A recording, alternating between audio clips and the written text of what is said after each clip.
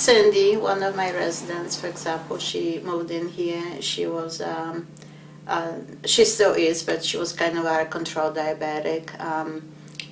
The food was the most important thing in her life. With exercise and just changing the way she views food.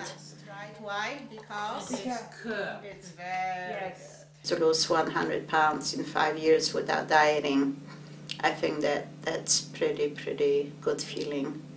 Good job, baby. Okay, hang on. With Michelle, I think that her ability to get along with others, making friends. She had to learn how to behave all over again, and Helena had to do a lot of tender loving care with Michelle, and it took a long time. It wasn't an overnight thing. Helena worked very hard. Yeah, she helped me How to get along with how to get along with people, socialize with people. and how to keep a job. Yeah, and keep a job too. Erica, just being able to talk and express and become friends. As she was kind of shy in the very beginning.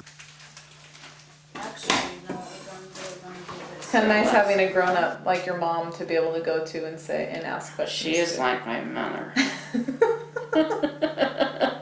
And Becky, she's just bouncy, loving, friendly, hugging, just wonderful, wonderful person. And she's just always very happy. Yeah. So she's just part of our family too. Becky's made a lot of progress since she's been here just because of the stimulation of having high-functioning roommates. Just hang on to it and just give it the haircut. Right here? Yeah, right there, perfect. Her social skills All right, and verbal Nice. skills. Good job. She doesn't have so many of the behaviors that she had before, like hitting herself. You know, when she wanted to express something, she'd hit her leg or slap her leg or stomp. But I think the change comes within themselves. You know, they feel successful. They feel happy. 1, 2, back step. 1, 2, back step, and then you go boom like that, and then it's your turn. It is really like a All family right, there we go. situation. We dance for you. So, Very much so. And Becky always talks about how she loves her roomies and how and she loves Helena. I love it. I love being in a foster home. I mean, you gotta find the right one. You gotta find the right foster home who's gonna take care of you the right way. Green beans and some pretty flowers, okay? She helps us by cooking good foods from the garden. And I love all of her foods. And she takes you fun places. She takes us fun places, like to the coast sometimes. Helena's place, it just fits her. So a lot of it depends. It has to be a good fit for both the child and the home. We no longer worry about her all the time. We had a lot of sleepless nights at home with her, and I haven't had a sleepless night for years, so it's been wonderful. It is a fairly traumatic change because you've protected this child for all of these years, and then you're going to kick them out into the world, and you're not quite sure what they're getting into. It's a hard decision, but one that you have to make them. But then I've been making hard decisions for Cindy all my life. We never knew what it was going to look like for us or for Ryan. It just seemed very hard to imagine that there would be a place that we would be comfortable having him go to live at. There are lots of things that I thought, oh, he should be able to do this, or we should be at this stage, or those kinds of things, but it was just perfect timing. I think waiting longer, it could have gotten harder rather than easier. We really tried to give him a room that he's comfortable in and plenty of things to remember of things that he's done. For basketball. That's right, with Special Olympics. Having talked with some people throughout his growing up years of what would be important, it just looked like this was the kind of house that he was going to fit in really well. He did come here and he spent 1 or 2 nights to check it out and see how comfortable he was, as well as whether he was going to be a good fit for what they envisioned this house having, you know, the people that would work together or live together and be roommates and pals and family. We wanted folks who were close to our age, that were loved community activities, that they have a great sense of humor, like to have fun, you know, and who would all grow old with us, really, and really just become part of our family. We wanted him to have a place where they were going to value him also spending time with us. You know, we're still mom and dad, and we still want a lot of time with Ryan, and so we were able to make that a priority as well. One of the things we've always prided ourselves here is that we want the family involvement.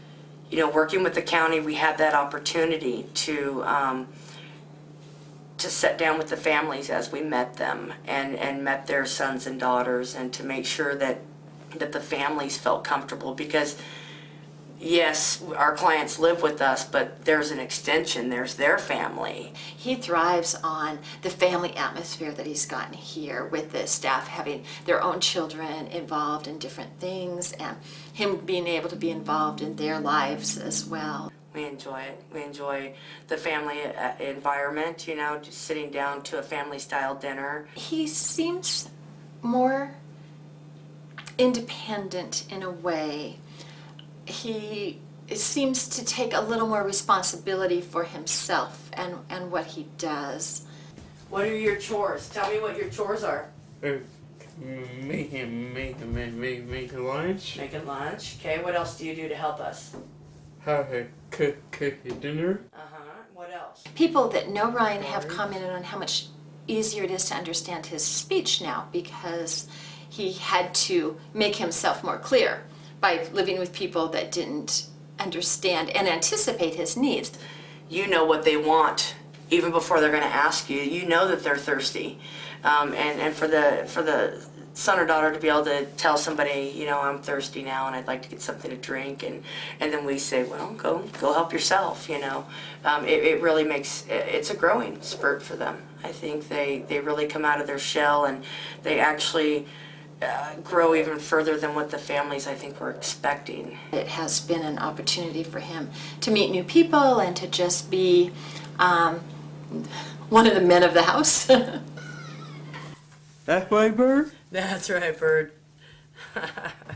Want to say hello? Hello. Hello. Hello, bird. It's amazing. It's amazing how they make you feel.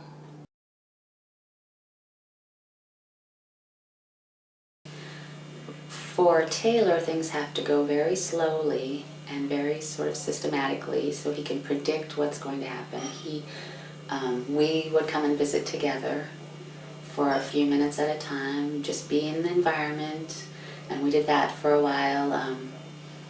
Then we'd increase our time, and I'd stay with him to, you know, model for the staff how to interact with him and to modify the environment for him as needed. All right, fish is coming to get me. The staff were very flexible with us, and I am a busybody, and I'm in here all the time moving things around and saying, well, what is this doing here? So they're very, very flexible with me. Part of my challenge has been letting them do things the way they do them, as long as it's not a problem.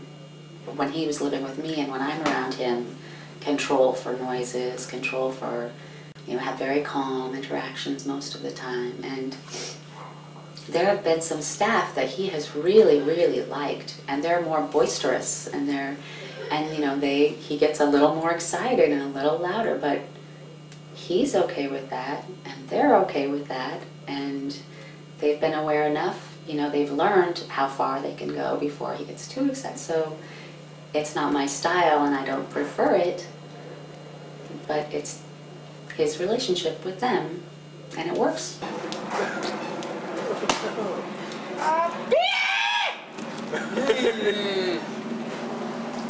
He's been so amazing and grown so much since we moved him here that it doesn't seem like he's stopped developing, if you know what I mean? It seems like I'm just really impressed with every year I look back and say, wow, look at all these things he learned this year. Look at how the changes he's made, you know? It's always kind of positive.